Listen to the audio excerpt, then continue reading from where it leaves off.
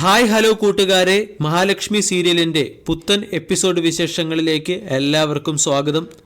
കണ്ണൻ്റെ മനസ്സിൽ സംശയത്തിൻ്റെ വിത്ത് മുളപ്പിക്കാൻ അവസാന ശ്രമം നടത്തുകയാണ് മേഘനാഥൻ.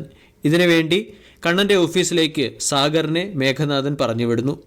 സാറിന് കേൾക്കാൻ ഇഷ്ടമല്ലാത്ത കുറച്ച് കാര്യങ്ങളാണ് ഇന്നെനിക്ക് സാറിനോട് പറയാനുള്ളത് എന്ന മുഖവുരയോടുകൂടിയാണ് സാഗർ സംസാരിക്കാൻ ആരംഭിക്കുന്നത്. സ്വന്തം സഹോദരിയെ പോലെ കരുതിയിരുന്ന മഹാലക്ഷ്മി സാർ ഇല്ലാത്ത സമയത്ത് എന്നോട് അതിര് വിട്ട് പെരുമാറിയെന്ന് സാഗർ കണ്ണനോട് പറയുന്നു. മഹാലക്ഷ്മിയുടെ അനിയത്തിക്ക് ഒരു കുഞ്ഞ് ജനിക്കാൻ പോകുന്നത് കൊണ്ട് മഹാലക്ഷ്മിക്കും ഒരു കുഞ്ഞ് വേണമെന്ന് അതിയായ താല്പര്യമുണ്ട്.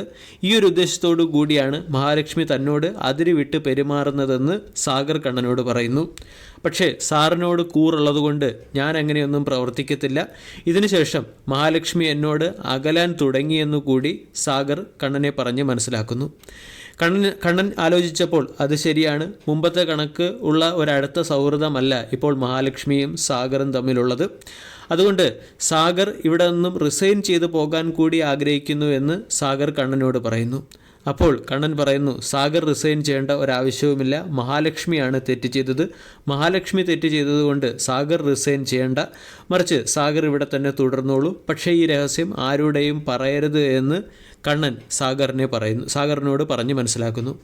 അതിനുശേഷം സാഗർ പോയതിനു ശേഷം കണ്ണൻ്റെ അടുത്ത കൂട്ടുകാരനായ അനന്തു കണ്ണൻ്റെ ഓഫീസിലേക്ക് എത്തുന്നു. അനന്തുവിനോട് സംഭവിച്ച കാര്യങ്ങളൊക്കെ കണ്ണൻ പറയുന്നു. ഇവിടെ അനന്തുവും എരിതീയിൽ എണ്ണ ഒഴിക്കുകയാണ് ചെയ്തത്.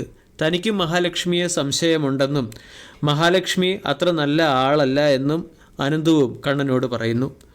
കൂട്ടിലിട്ട കിളി ആരുടെയും സ്വന്തമല്ല എന്നും അത് ഒരു ദിവസം പറന്നു പോവുക തന്നെ ചെയ്യുമെന്നും അനന്തു കണ്ണനോട് കൂടി പറയുന്നു.